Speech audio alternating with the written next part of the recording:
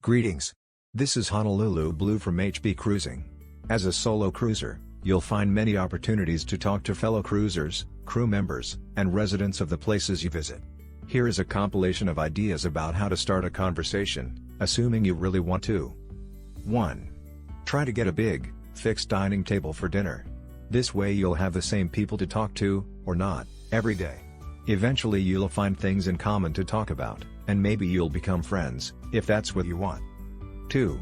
I have found cruisers to be a friendly lot. Go ahead and say hi to as many of them as you like. It doesn't matter whether they're alone, a couple, or in a big group.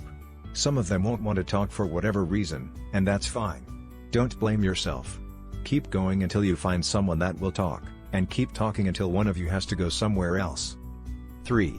If you haven't booked your cruise yet, consider Norwegian Cruise Line, NCL.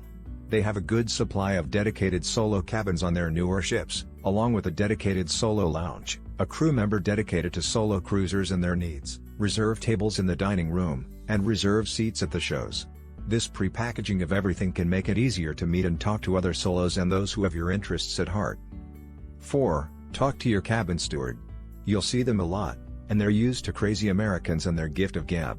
It may be worth getting to know them. 5. Talk to your waiters if you happen to be dining in the main dining room. They're not just experts in what's on the menu, they have lives outside the MDR. Maybe you're interested in hearing about it, or they're interested in telling you about it. 6. Say hi to as many people in port as you can. You'll eventually find someone who wants to have a conversation with you. 7. Concerts on music-themed cruises are great places to start conversations, while in line or before the show. Obviously don't talk during the show. Clearly you both like the act enough to see them in person, so start with something like, I think, biggest hit, is their best song. What do you think? 8. Trivia sessions are good for finding people to talk to, especially if you're fond of the theme.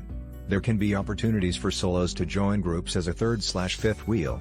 You can also go talk to the winners about the questions you missed.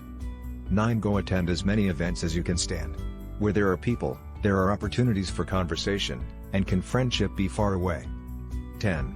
If there are singles mixers available on your cruise, plan to attend them. I haven't heard much good about them, but you never know. 11. Perhaps you're like me and sometimes say a lot without saying anything. One of my favorite t-shirts during the pandemic was one that said, "Don't stand so close to me."